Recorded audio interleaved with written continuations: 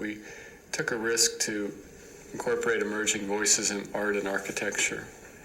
And we did that because we wanted to, in a sense, foreshadow a future solution, assuming that emerging voices are good at doing that as opposed to established voices. We ended up with 4 artists and about 4 architects.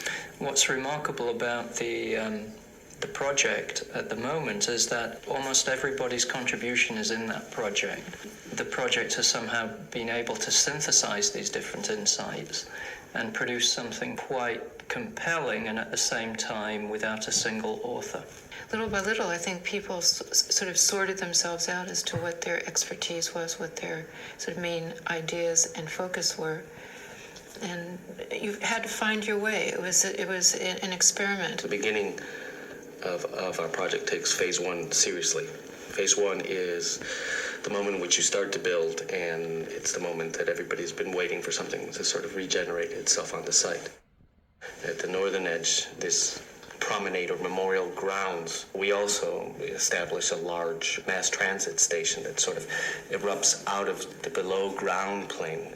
It connects the subways, it connects the PATH trains, it has a bus terminal, it has a grand room that has wonderful light, and it's easily accessed.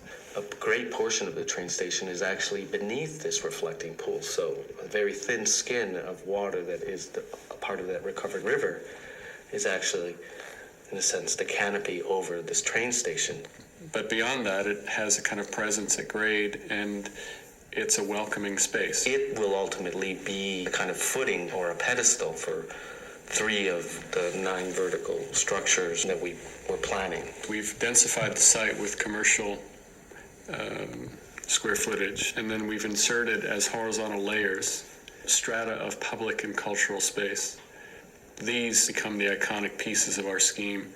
They're supported by commercial interests. But what's important about our site is that these pieces are incorporated, they exist in the future, and they can be programmed to be many things.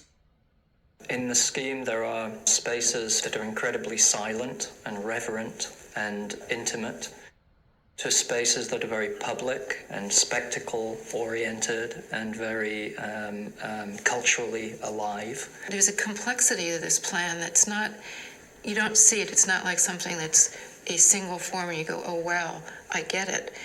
It's a process of walking through the space, you know, sort of living through it, walking to all the different destinations you might have. The project actually has an intricate series of pathways in the form of large ramps and terraces and a visible elevator and people mover systems in order to allow for this commingling of different users at different times doing different things.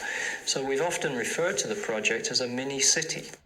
It has a lot of different texture, and I think that's what's really exciting. And that kind of thing is hard to see in a little model. This is an extremely significant site politically, culturally, geographically. I think that people coming to the site really, I would hope they'd want to see something that was positive, optimistic, and looked forward to something for the future, because all of us who were here when that happened or were around at that time, well, eventually we won't be here, but the physical place will be, and it'll have a life of its own.